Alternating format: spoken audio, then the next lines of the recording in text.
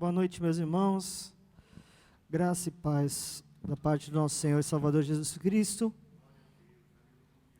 que nos deu a vida, que nos deu a salvação, que ressuscitou ao terceiro dia e que hoje nos dá a saúde para estarmos aqui, nos dá a paz para estarmos aqui, nos dá uma revelação, uma palavra revelada sobre nós.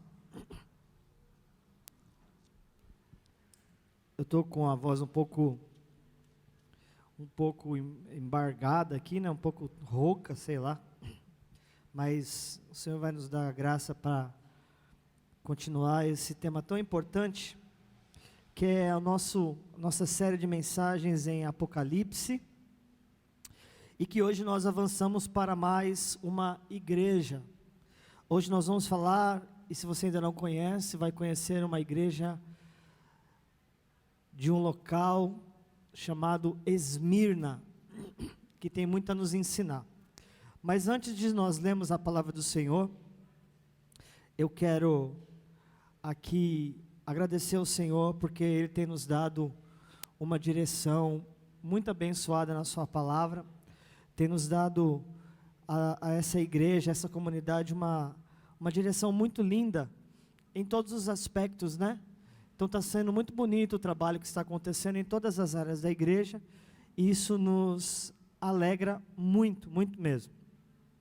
Queridos, nós, desde o início dessa palavra, falamos algumas coisas importantes, que não podem sair da nossa memória, nós não podemos perder.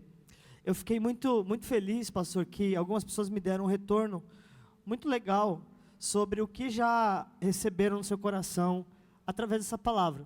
E é muito interessante que são coisas diferentes. Eu encontro alguém que fala assim, nossa, me chamou muita atenção descobrir isso. Só que eu encontro outra pessoa que me diz, olha, mas essa parte aqui que foi dita, então é muito gostoso ver como Deus trabalha de diferentes formas, né, em meio à sua palavra. Então eu espero não atrapalhar aquilo que Deus quer realmente fazer em nosso meio, através da palavra. Deixa eu lembrar algumas coisas importantes aqui, bem rápidas, que você não pode perder do seu coração.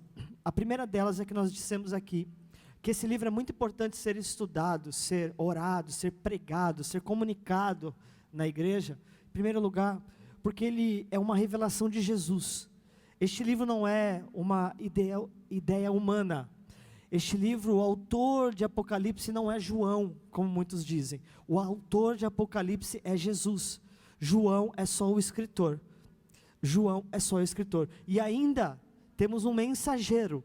Então, João, escritor, há um mensageiro, um anjo, e a revelação é completamente de Jesus. Nós dissemos isso no início.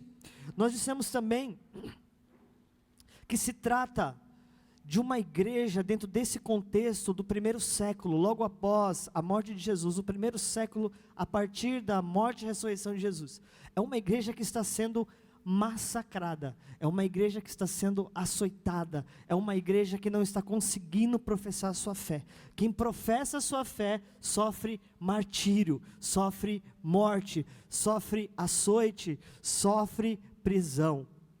Portanto, João é o último dos apóstolos, ao qual está isolado numa ilha chamada Patmos, e ele está preso lá porque prega o evangelho, preso lá por causa do cristianismo, e de lá é que ele recebe essa revelação, então vai espalhar essa revelação para uma igreja, e ele cita 7 igrejas, ele direciona, ele endereça para 7 igrejas específicas daquele contexto, mas vale ressaltar que naquele tempo não haviam 7 igrejas somente na Ásia, não, mas haviam mais de 100 comunidades, só que 7 dessas 100 comunidades, que é um número muito importante dentro de Apocalipse, 7 são escolhidas para receber. Portanto, essa palavra de Apocalipse, ela não é somente para 7 igrejas, porque haviam 100, então ele deveria, se fosse só para aquele contexto, deveria ter espalhado somente 100 cartas e acabava, mas não, ele colocou 7, para dizer que é um número da perfeição, para dizer que é um número completo, e a partir desses 7, para dizer para mim e para você, que Apocalipse é para nós, que Apocalipse é para os dias de hoje. Portanto, uma igreja perseguida, uma igreja que sofre, uma igreja que é julgada pelos romanos, uma igreja que é escravizada. Portanto, eu quero lembrar vocês de novo, que o sofrimento para o cristão nunca pode ser algo incomum.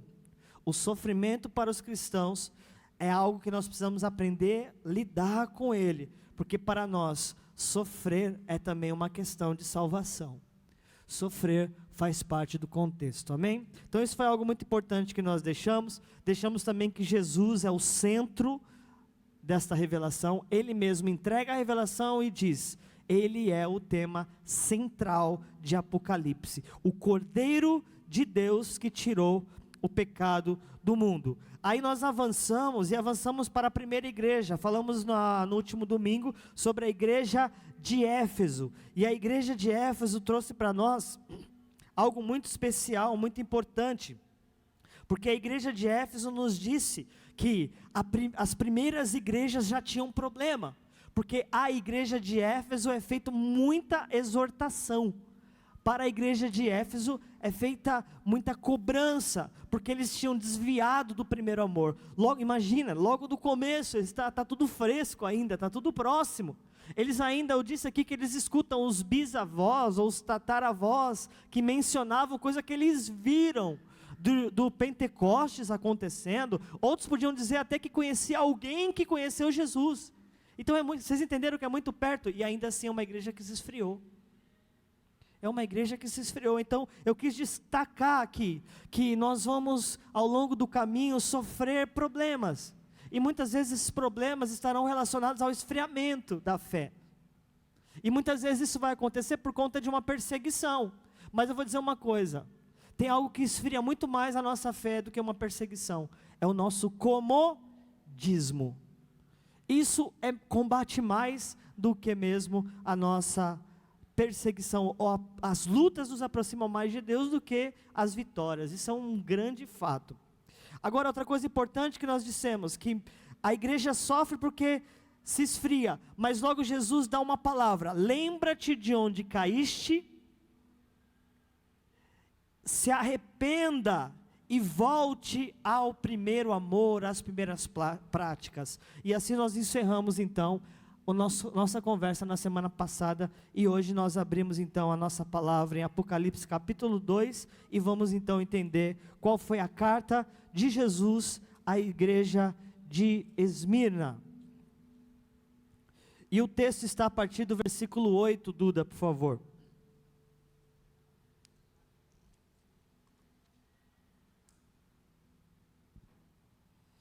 E ao anjo da igreja que está em Esmirna, escreve, isso diz o primeiro e o último, que foi morto e reviveu. Eu sei as tuas obras e tribulação e pobreza, mas tu és rico. E a blasfêmias dos que se dizem judeus e não são, mas são a sinagoga de Satanás. Nada temas das coisas que hás de padecer. Eis que o diabo lançará alguns de vós na prisão, para que sejais tentados, e tereis uma tribulação de 10 dias. Sê fiel até a morte, e dar-te-ei a coroa da vida. Quem tem ouvidos ouça o que o Espírito diz às igrejas. O que vencer não receberá o dano da segunda morte. Que o Senhor nos dê a tua palavra essa noite em nome de Jesus. Amém. A primeira coisa que eu quero ressaltar desse texto, dessa carta, é que nós sempre precisamos lembrar, que é um feedback que eu recebi, que os irmãos ficaram surpresos, é que quando lemos Apocalipse, nós estamos lendo uma carta de esperança. É Jesus dizendo para a igreja, não somente a 7, como eu disse, 7 é um número simbólico que diz a plenitude, é para a igreja de todo o tempo.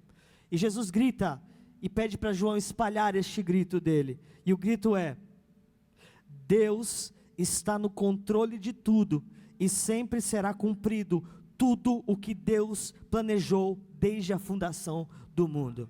Eu queria começar dizendo aqui para os irmãos, eu não sei o que você viveu ou chegou aqui, o resultado de qual luta você está enfrentando hoje, ou o momento, a semana que você teve, mas eu quero gritar como Jesus gritou e escrever no teu coração como João escreveu o Apocalipse. Nós estamos diante de uma carta de esperança.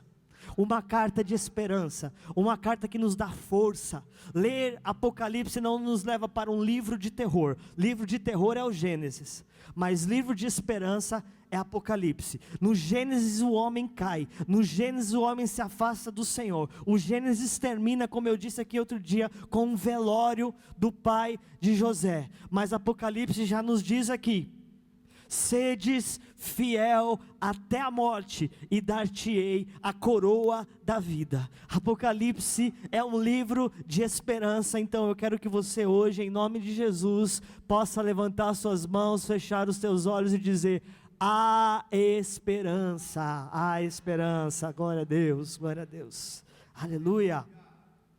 E sabe o que é interessante na carta a Esmirna? É que diferente das outras cartas, das outras igrejas que são mencionadas aqui, essa carta, essa igreja não recebe nenhuma crítica. Diferente de todas as outras que nós vamos passar, essa igreja só recebe elogio. Todas existe, eu tenho contra ti.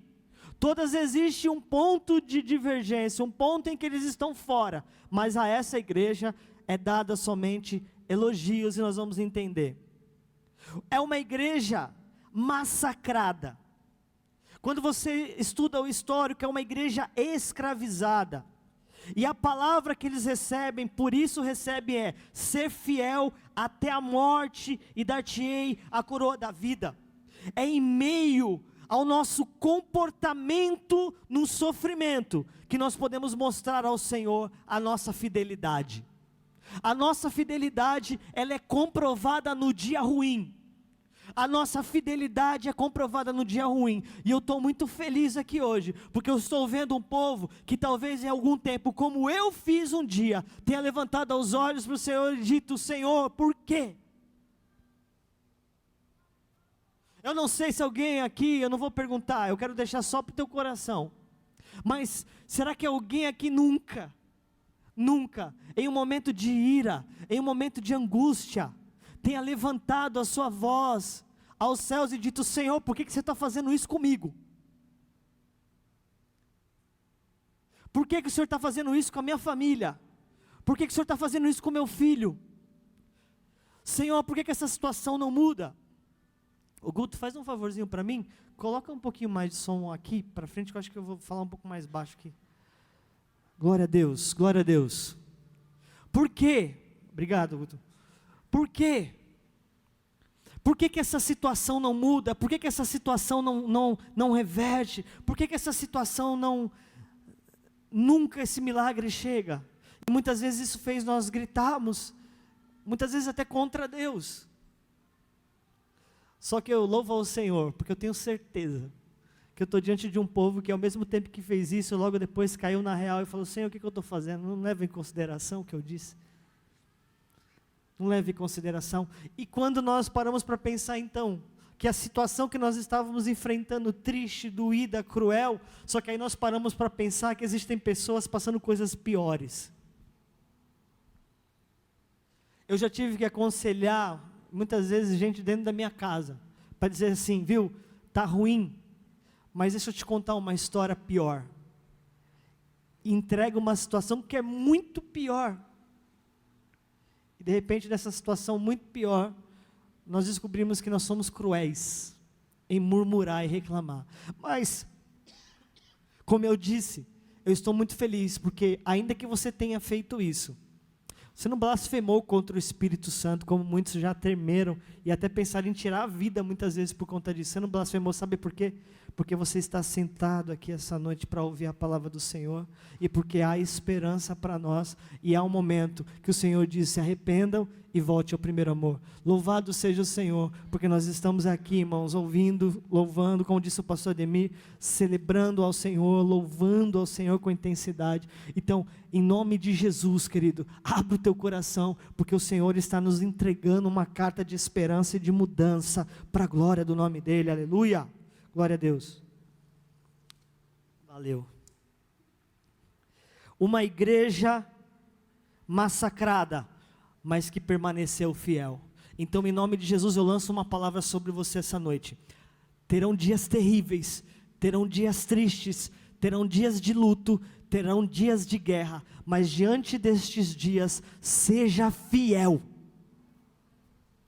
Seja fiel na sua oração, porque muitas vezes não é proibido chorar para Jesus. Chorar diante de uma coisa que nós não vamos entender. Chore, mas chore para Ele. Não chore contra Ele, chore para Ele. Aleluia, glória a Deus. Aleluia. Lembra quando eu preguei aqui uma vez, me veio agora essa lembrança, que Jacó, quando lutou, não lutou contra Deus, ele lutou com Deus, lembram disso? Deus entregou essa revelação ao meu coração. Jacó não lutou contra Deus. Quando a Bíblia diz aquilo que nós cantamos, Jacó lutou com o anjo e prevaleceu. Ele não lutou contra, ele lutou com. É como se ele tivesse agarrado ao Senhor e falasse assim: Senhor, nós vamos junto, nós vamos brigar junto até o fim. Eu não largo do Senhor, não é uma coisa assim, não quero mais o Senhor, sai de perto de mim. Não. A luta dele é com, a luta dele é agarrado. E os momentos de luta, de prova, de tribulação, é para lutar agarrado com Ele. É para agarrar, se tiver que gritar, grita para Ele. Se tiver que chorar, chore para Ele, mas nunca contra Ele. O que eu estou dizendo aqui, não abandone a sua fé. Por mais que aconteça o que for que tiver que acontecer na tua vida, não abandone a tua fé. Quantos podem dizer um amém aqui? Aleluia, é isso que essa igreja nos ensina. Agora escute isso que eu fiquei pasmo. Lembra que eu disse que é a única igreja que não recebeu exortação, só recebeu elogio, de todas as igrejas, só ela recebe elogio. Olha que interessante. Uma igreja pobre, em meio a uma cidade rica.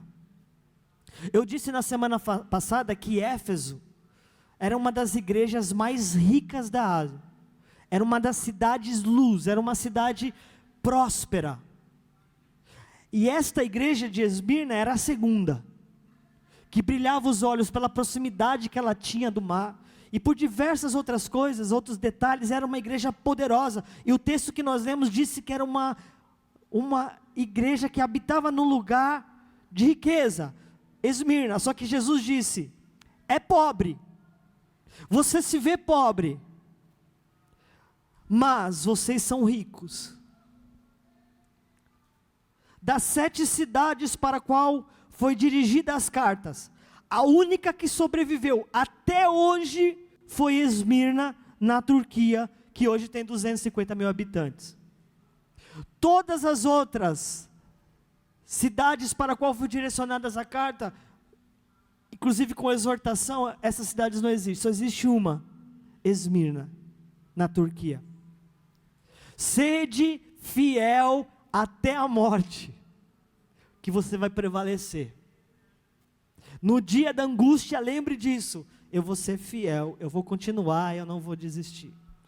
Eu vou olhando aqui, eu vou lembrando de testemunhos. É muito gostoso pregar para uma igreja pequena, que uma comunidade de mais de 20 anos, porque eu lembro, pastor Ademir, então, eu lembro das histórias, lembro das sextas-feiras de oração, eu estava na empresa ainda, com você, e a guerra, e todo mundo se levantando, e só ele fica, enfrentando luta, enfrentando guerra, e faz um propósito de sexta-feira, aqui de oração, e continua, e eu falava: meu Deus, como pode aguentar a pressão que está aguentando, momento delicado, mas está aqui prevalecendo. E eu olho para outros irmãos aqui, e são muitos testemunhos de gente que prevaleceu. E por que prevaleceu? O Senhor te mantém, te sustenta e te dá vitória, em nome de Jesus, aleluia. a igreja mais fiel a Jesus, no meio da cidade mais infiel. Outro detalhe importante, de todas aquelas cidades que são mencionadas, a igreja de Esmirna estava em meio ao local mais fiel a Roma. Mais fiel a Roma. Era o lugar de maior idolatria. Era o lugar de maior aliança com Roma. E mesmo assim a igreja permaneceu fiel. Aleluia. Esmirna era também famosa pelos estádios, ou pelo seu estádio dos jogos atléticos. Isso era muito comum no tempo bíblico. E acontecia anualmente um campeonato, onde os atletas lutavam pela coroa de ouro. Então eles disputavam ali entre aquelas guerras, ou mesmo de percorrer distâncias, e eles disputavam como uma Olimpíada. E qual era o prêmio? Uma coroa de ouro. Aí Jesus vai, que conhece o contexto de tudo que está acontecendo, e lança sobre aquela igreja, e você vai dar um amém agora. Jesus disse assim: sedes fiéis, então vocês terão a coroa da vida. Aleluia.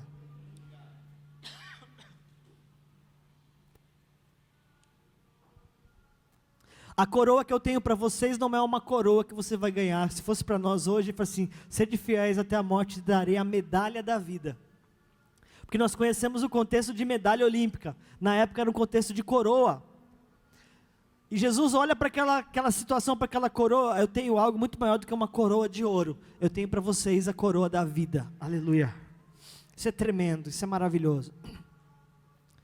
E agora nós entramos em um momento que nós vamos aprender mais profundamente algumas lições desse texto. E a primeira delas está no versículo 9. Versículo 9, projeta para mim, por favor. Versículo 9.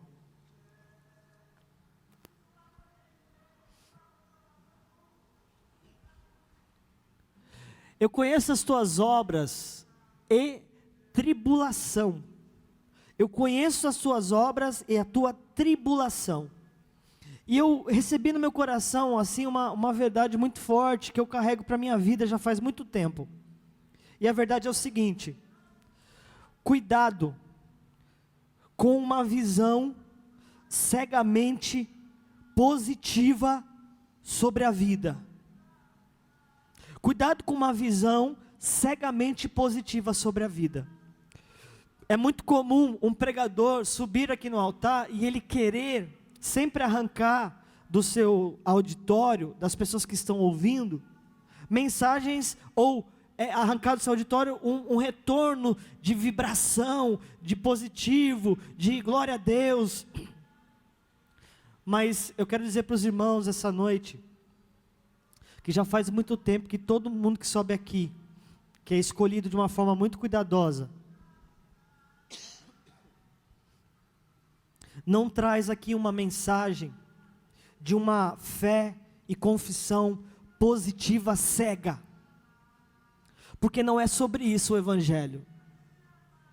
Por mais que o Evangelho nos dá a certeza de que nós temos um Pai bom, doador, um Pai que nos abençoa, por mais que nós estamos aqui espalhados de pessoas que contam o testemunho de vitória, eu quero dizer para vocês em nome de Jesus, ainda assim, ainda que o mundo da rede social, o que quer que seja, pregue sobre nós, nesses dias, uma fé e uma confissão o tempo inteiro positiva sobre a vida, cuidado com isso, porque eu vou explicar agora, que eu senti da forma mais dolorida, que isso não pode fazer parte da minha vida, e da minha ideia sobre a vida. Escute uma coisa, eu tinha, até 2014, uma ideia interior, de que a vida, o tempo inteiro, era de nós corrermos atrás e conquistar as coisas, e que nós, se estivéssemos aos pés de Jesus o tempo inteiro, nós iríamos conquistar mais. Em 2014, eu tinha alguns sonhos e alguns objetivos que me faziam pensar que o tempo inteiro Deus me daria, até 2014, tudo o que eu sonhasse, o que eu esperasse. Eu pregava isso algumas vezes, eu falava sobre isso. Até que ao final de 2014, eu passo pelo momento de maior agressão psicológica, física, mental, da alma, que é você perder alguém que você conversa todo dia, que você tem contato todo dia, e que você ora todo dia, e quando você recebe uma porrada dessa, quando você recebe uma ferida dessa no seu coração, automaticamente nós caímos num momento de angústia e de rever a vida, de olhar para a vida e para o Evangelho. Eu costumo dizer que a partir de 2014 eu fiz assim com a minha Bíblia, eu peguei ela e fiz assim, ó, voltei lá no início de Gênesis de novo, deixa eu ler de novo, porque eu acho que eu não entendi alguma coisa, porque dentro do meu interior, eu carregava uma ideia de que as coisas sempre aconteciam do jeito que eu queria, da forma que eu queria, e basta pensar positivamente, e basta atrair energias, ou basta você estar aos pés de Jesus,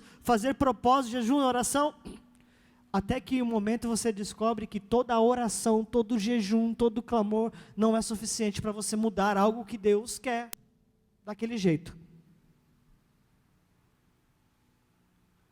E há momentos que nós vamos jejuar, orar, buscar, vai ter a cura, vai ter a libertação, vai acontecer um milagre, e há momentos que isso não vai acontecer. Só que eu não estava preparado para o momento que isso não vai acontecer, eu não considerei esse momento. E eu lembro que muita gente também não considerou. Por isso que hoje eu prego. Eu saio da fé positiva e prego a fé negativa? Não, nossa. Eu prego que você tem que orar pelo teu milagre. Eu prego que Deus pode tudo. Eu me lembro de ter sofrido a morte do meu irmão em agosto de 2014. E no começo de 2015 ter orado por uma criança que estava praticamente morta no hospital. Chega uma notícia no culto, viu, orem, tem uma criança que está, os pais estão desesperados, os médicos desenganaram e talvez ela não resista essa noite. Nós oramos e no dia seguinte a criança teve alta. Os pais saíram com a criança no braço para casa.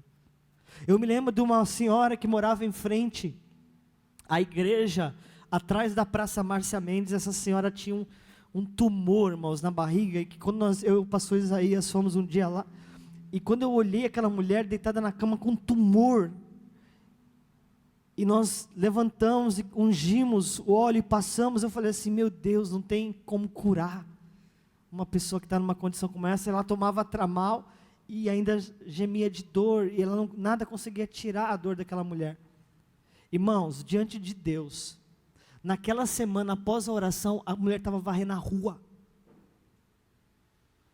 O marido chegou no Isaías e disse assim, ó, a minha esposa está varrendo a rua, depois da oração. Então como é que eu vou pregar uma fé negativa? Eu só prego que há um Deus soberano,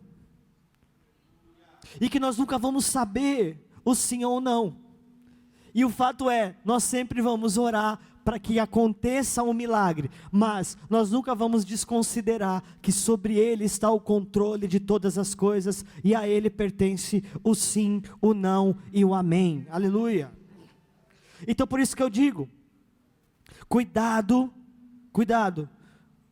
por vocês não carregarem em si uma ideia de que tudo sempre vai bem, porque haverão dias muito difíceis e que nós não vamos entender. Agora escute isso, por não aceitar adorar o Deus romano, a história diz que em uma única vez foram lançados de um monte chamado Pagos, 1.200 cristãos, jogados de cima do monte lá assim, ó, nesse tempo. E depois foram lançados mais 800. Como entender? Sabe por que eles foram lançados e mortos, martirizados? Porque eles se recusaram a adorar o Deus romano e mantiveram a sua fé no Cristo ressurreto. Por isso que nós como igreja temos que tomar cuidado com a fé positiva, com essa ideia de que o sofrimento não faz parte, de que as dores não faz parte.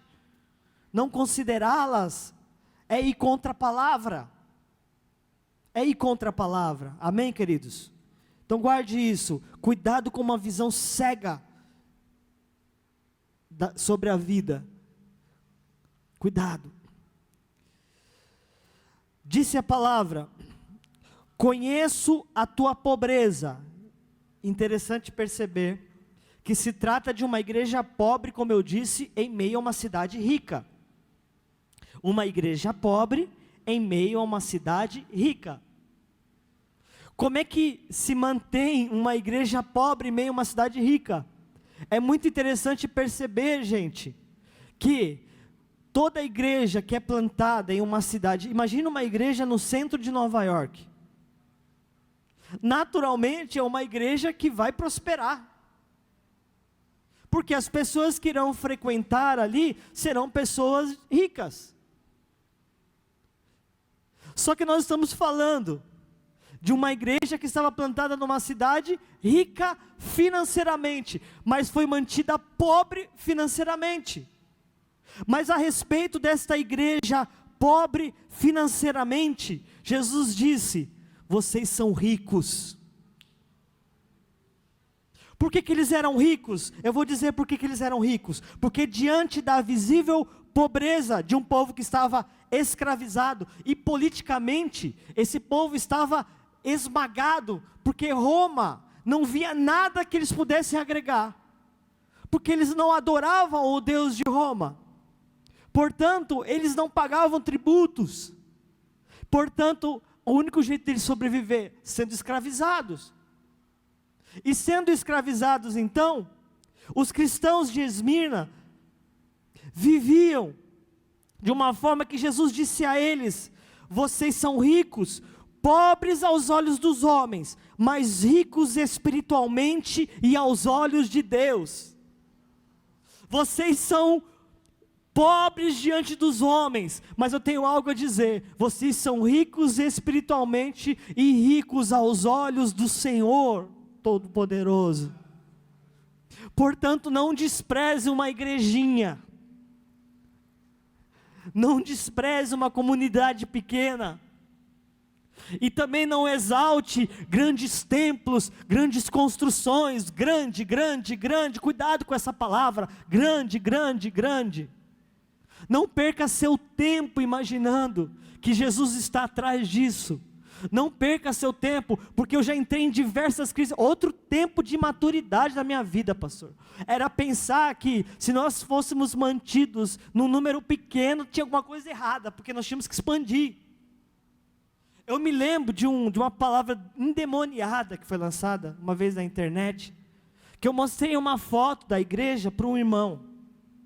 Não foi na internet não, foi no WhatsApp. Eu mostrei uma foto e esse irmão mandou essa foto. Era um dia de culto que tinha algumas pessoas, somente tinha umas cadeiras livres. Aí a pessoa pegou a foto e respondeu assim: mas por que tem tanta cadeira vazia?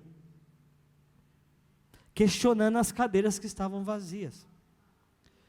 Só que eu louvo ao Senhor, que naquele mesmo dia o Senhor me lembrou, que uma vez tinham 4 ou 5 pessoas na igreja, nós estávamos louvando no púlpito, e eu ouvi um coral celestial sendo lançado do fundo para cima do púlpito.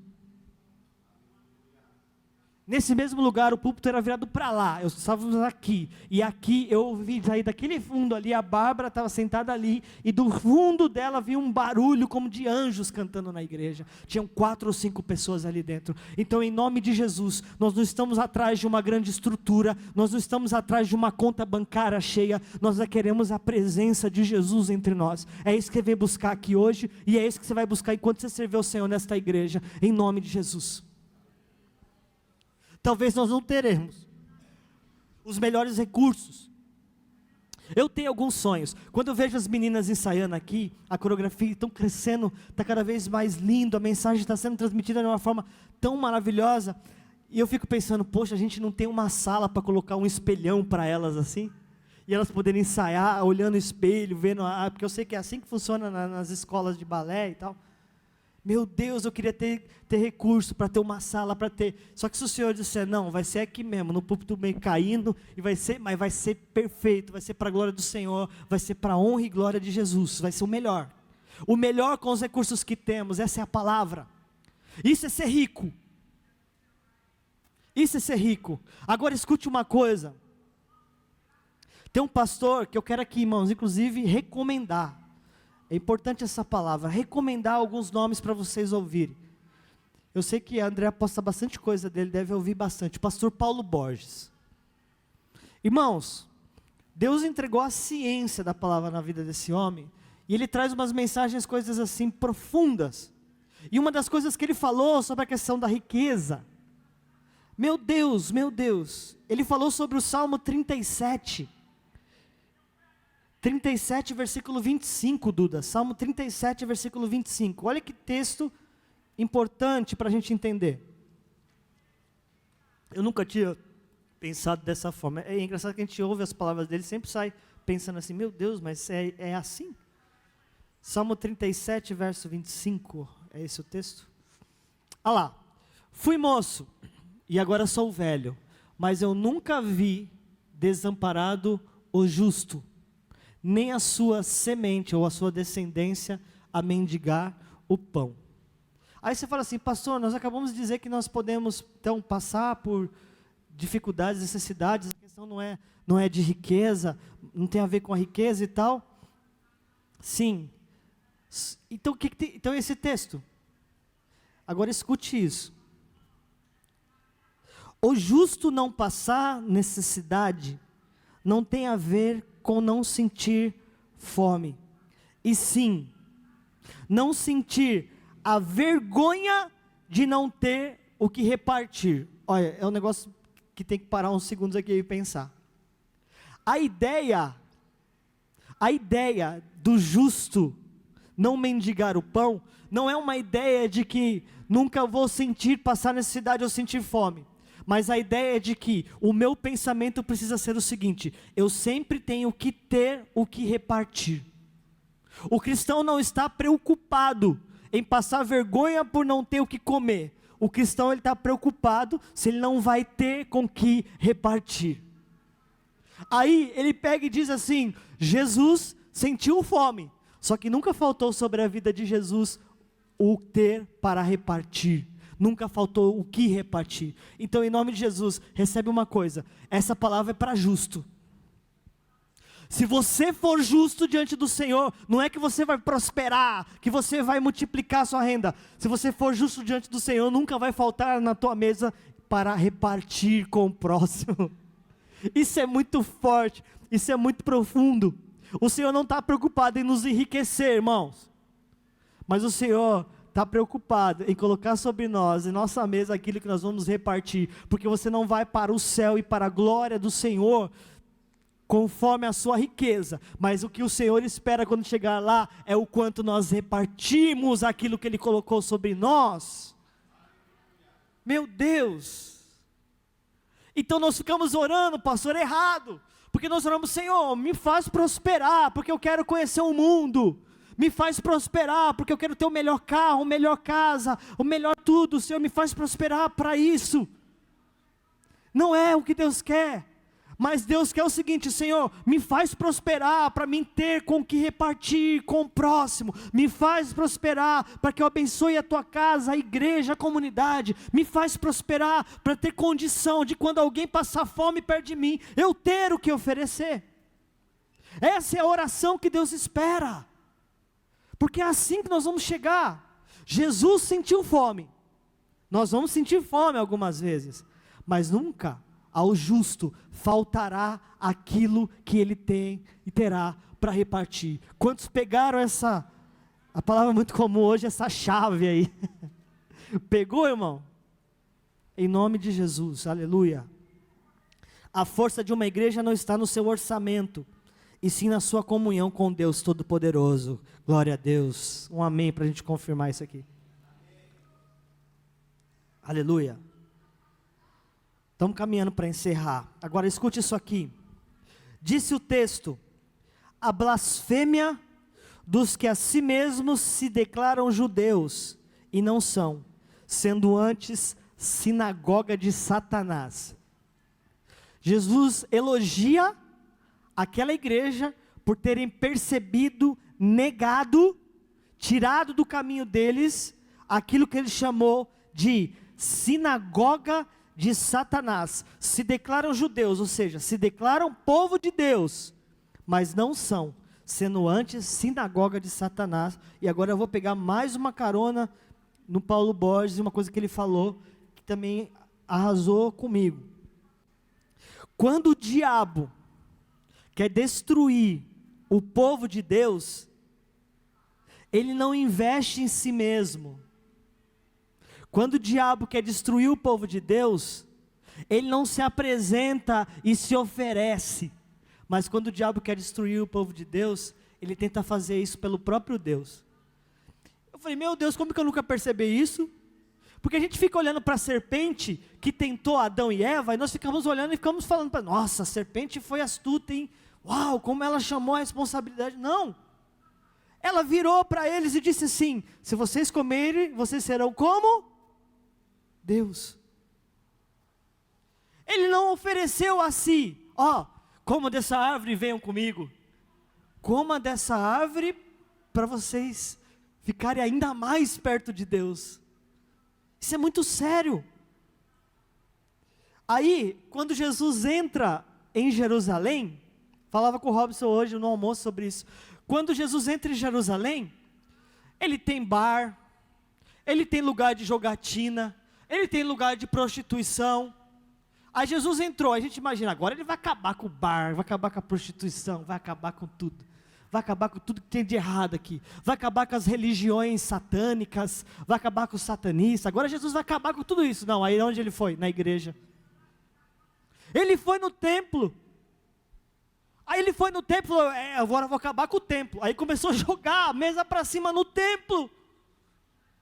Ele não foi na prostituição, ele não foi no bar, ele foi na igreja. Sabe por que Jesus foi na igreja? Porque a igreja estava endemoniada. Porque a igreja estava com Satanás. Porque Satanás, quando quer destruir um povo, ele pede para que o povo construa um templo e coloca uma fé, uma doutrina errada, coloca um pensamento errado. Você sabe por onde que ele vai atacar? Aí você faz assim, nossa, o nosso problema é os satanistas. Nunca! Porque aonde existe a luz, as trevas não prevalecem. Eu sinto muito para quem segue esse tipo de religião, porque não tem como. Não tem como. Você lança uma palavra de treva, ela bate na luz e dissipa. A luz dissipa as trevas. A luta não é, como já foi dito muitas vezes, a gente pensa que a luta final é Deus e o diabo. Se for uma luta final Deus e o diabo, Deus é o popó e o diabo é o bambam. Entende? Se for isso, é 30 segundos no máximo, ainda para ter uma graça. Então não tem luta. Não tem. O poder é muito inferior ao poder de Deus. Só que tem um problema. O problema não está nas religiões satânicas. O problema está quando o diabo consegue levantar um templo. É quando ele pega e diz para você, faz uma torre para chegar até o céu. Não faz uma torre. O diabo não mandou fazer um buraco para ir até o inferno. Ele mandou fazer uma torre para chegar no céu. Quem está entendendo? É muito louco isso. Faz um buraco até se chegar nos quintos dos infernos. Não, faz uma torre para você chegar no céu. É assim que ele vai colocar alguém para trazer um ensino errado. Ele vai colocar alguém para colocar uma doutrina estranha. Ele vai colocar alguém para dizer para você que o final da sua vida é a prosperidade. Vai dizer para você que o final da tua vida... Mas só que tem um pastor tão bonzinho que prega assim. Então, mas o negócio é sutil. O pastor muitas vezes nem sabe que está sendo usado. Mas ele está sendo usado. Ele levantou uma igreja, está colocando uma doutrina contra a palavra de Deus e o diabo está dando risada. E assim o evangelho vai se escandalizando. E hoje, mais uma vez, eu ouvi do Robson. Antes, quando nós dizíamos que éramos da igreja, isso tinha um peso. E hoje, quando nós dizemos que somos da igreja ou não, automaticamente há um caçoar. Quando dizemos que somos da igreja, não muda nada. Beleza, eu conheço um cara lá da igreja que, pelo amor de Deus, tal, não sei o quê. Sempre vem uma palavra como essa. E assim o evangelho vai sendo ofuscado. Essa é a forma dele trabalhar. Mas nós estamos aqui estudando a palavra para ser uma igreja que prega o evangelho de Jesus. Por isso nós estamos jejuando, nós estamos orando, para quando abrirmos a palavra, nós temos uma revelação de Jesus Cristo, queridos. Amém? Glória a Deus. E agora o final. Lemos que devemos ser fiel até a morte, e nós então receberemos a coroa da vida. Agora, pasmem. Talvez você interprete esse texto: ser fiel até a morte, dar-te a coroa da vida eu vou viver os meus 135 anos, e quando eu terminar os meus 135 anos, eu morro e fui fiel até a morte. Vou ter a coroa da vida. Não. O contexto aqui é o seguinte: não é sobre terminarem os meus dias e eu receber a coroa da vida, mas fala de morrer por Jesus em meio à perseguição, morrer pela fé. Esse texto, ser fiel até a morte, está dizendo o seguinte: se um dia vocês forem pressionados a negar sua fé, em troca da vida, da própria vida, entreguem a vida, mas não neguem a fé. Como é difícil pregar uma palavra como essa no Brasil, no estado de São Paulo, na cidade de Sorocaba. Porque a gente pode gritar nesse microfone, a gente pode falar de Jesus, a gente pode cantar, e os nossos problemas aqui é só o som. Os problemas aqui é que não tem o piso aqui, o problema nosso é o calor. O problema nosso é uma cadeira desconfortável. O problema nosso é um púlpito que às vezes tem um buraco. Olha o nosso problema. Aí a palavra diz assim: ser fiel até a morte. Se alguém um dia colocar uma arma na tua cabeça e dizer, ou nega ou morre, aí você diz, manda bala.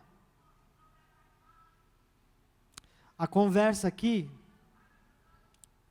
é de pastores que muitas vezes estão enfiados em países em que não se pode pregar, estão levando bíblias escondidas e sabe que a qualquer momento, quando serão pegos, serão mortos, serão decapitados, serão queimados. Isso é muito estranho para nós, né? Eu falei, meu Deus, como é que eu vou falar sobre isso? Mas eu não posso negar o que a palavra diz. Agora escute uma coisa: o líder dessa igreja chamava-se o pastor, o anjo. Lembra que eu falei no começo, quando a Bíblia fala sobre o anjo da igreja, está falando do responsável naquele momento. Quando fala dos castiçais, fala de Jesus no meio da igreja, mas aqui o anjo da igreja naquele momento era um homem chamado Policarpo. E Policarpo era um discípulo de João. João pregou para ele. E Policarpo foi preso, arrastado para a arena, onde atrocidades aconteciam com cristãos, no público aplaudindo, os romanos aplaudindo. E lá, quando ele foi arrastado para lá, disseram para ele declarar suas últimas palavras, ou para ter a oportunidade de salvar a sua vida e negar a Jesus. E ele, ao meio uma plateia gigantesca, e ele olhando para aquela pessoa que pedia para ele, negue a Jesus e você sai daí. Ele disse o seguinte: há tantos anos eu sirvo ao meu Senhor, e Ele nunca me fez mal algum, por que eu haveria de traí-lo agora? Policarpo foi então colocado numa fogueira, naquele momento, e lançado em uma fogueira. Talvez você comece a imaginar, o que a história diz é que foram ouvidos gritos de horror. Não, o que a história diz é que aquele homem, ao invés de gritar de horror, ele começa a cantar louvores ao Senhor e ter gratidão a Deus por ter servido e ter a oportunidade de ter morrido por ele naquele momento. Ler Apocalipse é ler um livro de esperança, mas é também ser constrangido. Nós estamos vivendo um evangelho tão suave, que muitas vezes tem nos levado a não amar Jesus, como esses primeiros irmãos amaram. Agora escute uma coisa,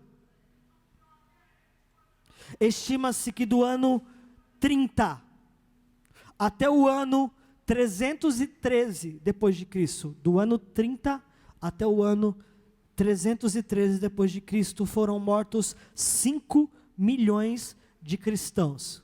Agora escute, foram mortos 5 milhões de cristãos. De que forma? Martirizados, ou jogados de cima do monte, ou queimados, ou eram lançados para que as feras ali fizessem um show à parte, ou eram colocados para iluminar a cidade, colocado fogo mesmo neles. Agora escute uma coisa, o que isso equivale?